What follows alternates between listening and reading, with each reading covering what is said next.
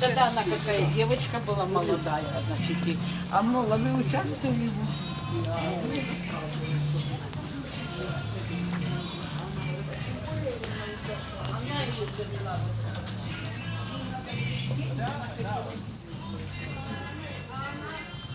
Либерти. Приносите с собой напитки, закуски и хорошее настроение. Детям катание бесплатно. Побалуйте себя самым приятным и незабываемым отдыхом.